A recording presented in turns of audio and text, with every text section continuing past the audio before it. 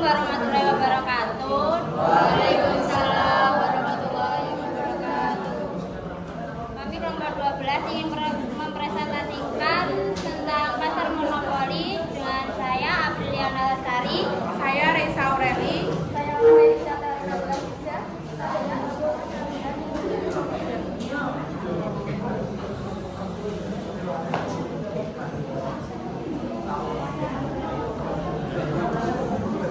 Dan saya akan menjelaskan tentang arti pasar monopoli. Suatu industri dikatakan berstruktur monopoli bila hanya ada satu produsen atau penjual tanpa bersaing langsung atau tidak langsung, baik secara nyata maupun secara potensial. Contoh PT PLN, PT Pertamina, perusahaan daerah air minum, dan faktor-faktor penyebab terbentuknya monopoli. Yang pertama, hambatan teknis. Ketidakmampuan bersaing secara teknis menyebabkan perusahaan lain sulit bersaing dengan perusahaan yang sudah ada. Yang kedua, hambatan legalitas. Di Indonesia, BUMN banyak yang memiliki daya monopoli karena undang-undang dan hak khusus. Di Indonesia, beberapa bentuk konkret adalah agen tunggal, importir tunggal, lisensi, dan bisnis waralaba. Yang ketiga, hak paten atau hak cipta. Hak paten adalah monopoli berdasarkan hukum karena pengetahuan kemampuan khusus yang menciptakan daya monopoli secara teknik.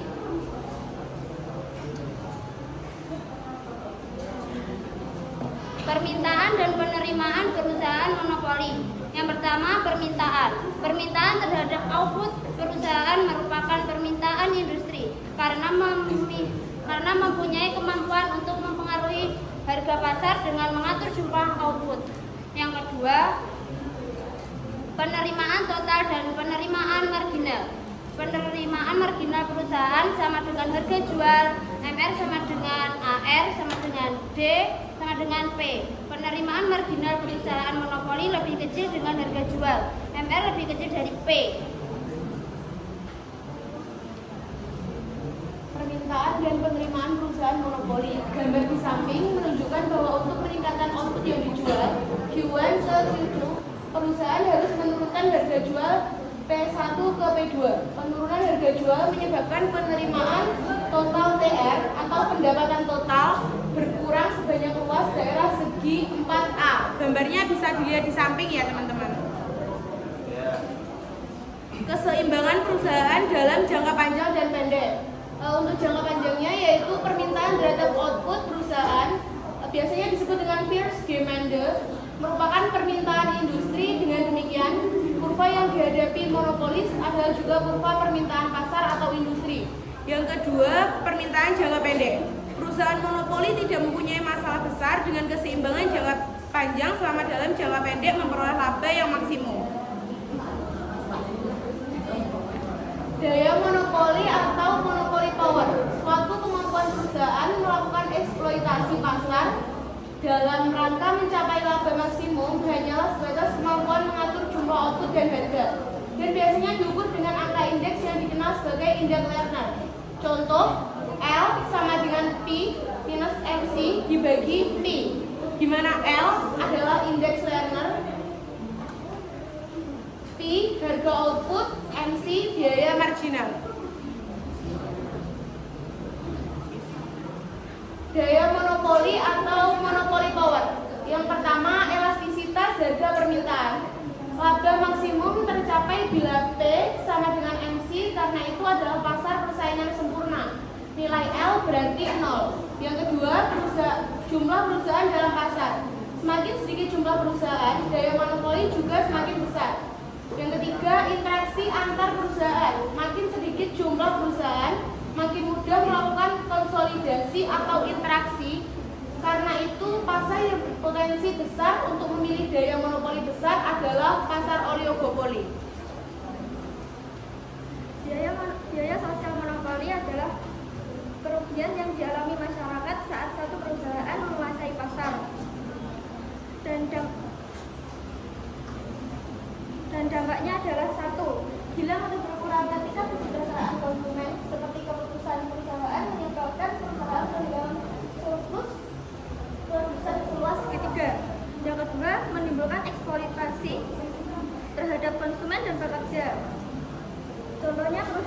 besar beli bahan murah dari pemasok kecil, dijual mahal ke pasar. Dan ketiga, memburuknya kondisi makroekonomi nasional, seperti produksi menurun dan pengangguran meningkat. Yang keempat, memburuknya kondisi perekonomian internasional. Fakta menunjukkan perusahaan besar telah menjadi perusahaan monopoli alamiah karena sebagian dimiliki pihak swasta.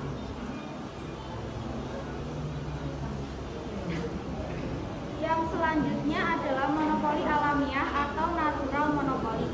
Monopoli alamiah adalah kondisi di mana satu perusahaan dapat melayani seluruh pasar dengan biaya rata-rata yang lebih rendah daripada banyak perusahaan. Keunggulan ini disebabkan oleh skala ekonomi yang sangat besar, di mana biaya rata-rata terus menurun seiring dengan peningkatan jumlah produksi. Perusahaan memiliki tingkat efisiensi yang tinggi bila skala produksi diperbesar melalui pengembangan teknologi, manajemen perusahaan, dan sumber daya manusia. Gambar di samping adalah menunjukkan hal tersebut di mana titik perpotongan kurva MC dengan MR jauh di bawah harga jual. Yang selanjutnya adalah pengaturan perusahaan monopoli. Yang pertama, tujuan pengaturan dan pembatasan perusahaan monopoli bukan saja mengenakan biaya sosial monopoli, melainkan juga mengubah biaya sosial menjadi manfaat sosial. Lewat pengaturan monopoli dapat diarahkan untuk meningkatkan kesejahteraan masyarakat. Yang pertama, pengaturan harga. Kebijakan pengaturan harga adalah kebijakan penetapan tingkat harga maksimum atau tinggi, bertujuan membatasi perilaku eksploitasi, keuntungan yang cenderung memproduksi dengan jumlah lebih sedikit dan menjual dengan harga yang tinggi. Yang kedua adalah pengenaan pajak. Fungsi pajak adalah untuk mengarahkan alokasi sumber daya agar makin efisien. Jika yang dikenakan pajak adalah barang mewah, maka masyarakat mengurangi pembelian mobil pribadi dan menggunakan uang untuk membelikan barang yang lebih penting. Yang selanjutnya adalah aspek positif monopoli atau monopoli benefit. Yang pertama adalah monopoli efisien dan pertumbuhan ekonomi. Perusahaan monopoli mempunyai kelebihan, yaitu mempunyai pengakomodasi laba supernormal dalam jangka panjang. Kemampuan ini sangat dibutuhkan agar mampu membiayai riset dan pengembangan dalam mendapatkan teknologi baru guna meningkatkan efisien. Yang kedua adalah monopoli dan efisiensi pengadaan barang publik. Barang ini umumnya dikenal sebagai barang publik atau public goods. Barang publik dapat menimbulkan ketidakefisienan pasar, namun dapat juga menimbulkan keuntungan yang memacu kegiatan ekonomi, terutama investasi. Berikut contoh pengadaan dalam skala besar. Yang pertama adalah pengadaan jalan raya, dan yang kedua adalah pelabuhan laut, yang ketiga transportasi, dan yang terakhir adalah telekomunikasi.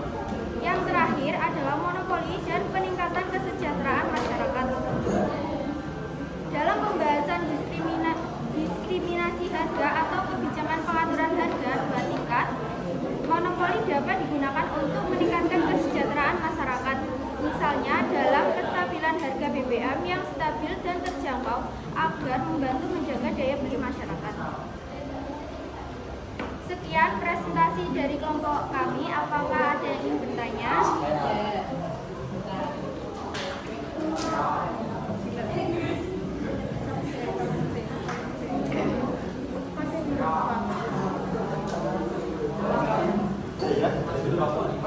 Saya ingin bertanya, kemarin kita sudah membahas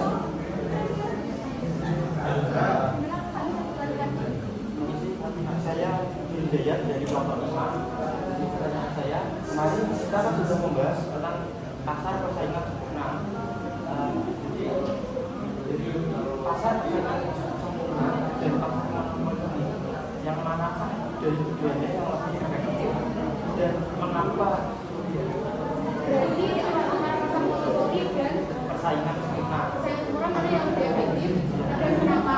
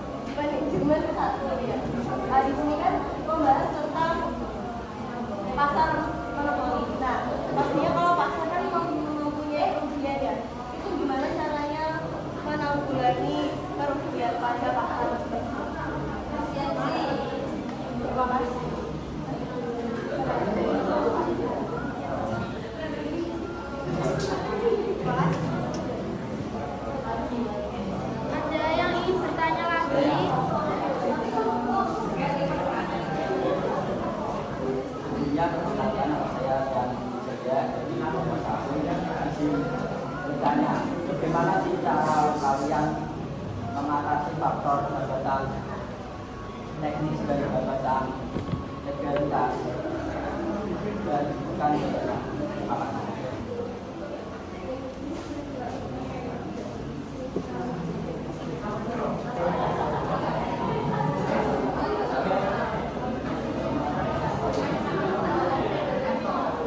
Saya akan menjawab pertanyaan dari tadi Mas Hidayat ya, terkait persaingan sempurna dan pasar monopoli manakah yang lebih efektif. Terdapat beberapa kondisi di pasar monopoli bisa dianggap lebih efektif dalam aspek tertentu. Bisa disebut yang lebih efektif itu pasar monopoli karena inovasi dan penelitian, pengembangan, keuntungan supernormal, keuntungan atas normal yang dikelola monopolis dapat memberikan dana yang besar untuk investasi yang mungkin tidak terjangkau oleh perusahaan kecil di PPS. Kalau pasar persaingan sempurna itu tidak menggunakan investasi. Yang kedua, dalam skala ekonomi, dalam kasus monopoli alami, misalnya penyediaan utilitas, satu perusahaan dapat melayani seluruh pasar dengan biaya rata-rata yang lebih rendah daripada jika ada beberapa perusahaan. Dalam hal ini, satu monopoli yang diatur bisa lebih efisien secara produktif. Gimana? Masih kurang nggak, Mas? Sudah? Terima kasih. Oke. Dan saya akan menjawab dari Mbak Azrilia. Kerugian pasar monopoli dapat ditanggulangi dengan campur tangan pemerintah melalui regulasi anti monopoli dan pengawasan persaingan yang bisa meliputi undang-undang, pembatasan kekuasaan monopoli, dan pengawasan oleh lembaga seperti KPPU di Indonesia.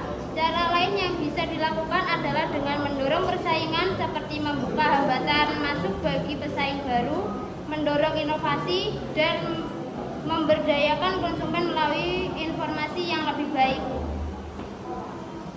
Baik, apa masih kurang, Mbak? Jawabannya masih kurang nggak? Sudah cukup. Apa ada yang ingin bertanya lagi? Baik, saya akan menjawab pertanyaan dari Mas Rian. Cara mengatasi hambatan teknis.